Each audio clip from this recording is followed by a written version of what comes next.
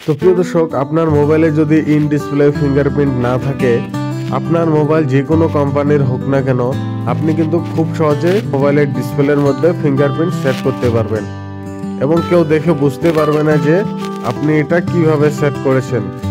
কেউ দেখলে বুঝতে পারবে না যে এই ফিঙ্গারপ্রিন্ট লকটি আপনি সেট করেছেন আপনার ডিসপ্লের মধ্যে। এটা দেখলে মনে হবে যে আপনার মোবাইলের ডিসপ্লেতে প্রথম থেকেই এই ফিঙ্গারপ্রিন্টটি সেট করা ছিল। তো চলুন বেশি কথা না বলে ভিডিওটি শুরু করা যাক। তো এর জন্য আপনি প্লে স্টোর অ্যাপ্লিকেশনটি ওপেন করে নেবেন। ওপেন করার পর ওপরে দেখুন একটা সার্চ বক্স রয়েছে, তো আপনি এখানটা একবার ক্লিক করে দেবেন।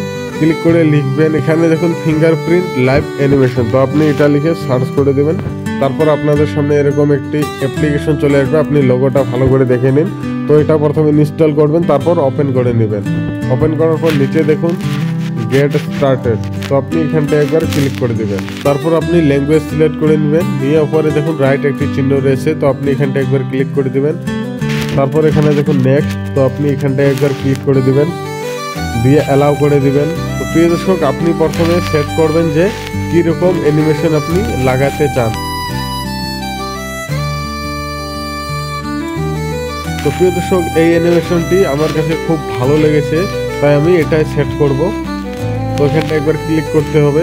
ক্লিক করার পর এখানে কিছু সময় লোডিং নিবে। তারপর এখানে দেখুন চাইলে আপনি ব্যাকগ্রাউন্ড চেঞ্জও করতে পারেন। তো তারপর ওপরে দেখুন প্রথম যেটা দাগি রয়েছে, এটা যদি আপনি একটু ইনক্রিজ করে দেন, তাহলে আপনার ফিঙ্গারপ্রিন্টের এই যে লকের দেখুন ট্যাপ বাটনটা একটু সাইজ বড় হয়ে যাবে।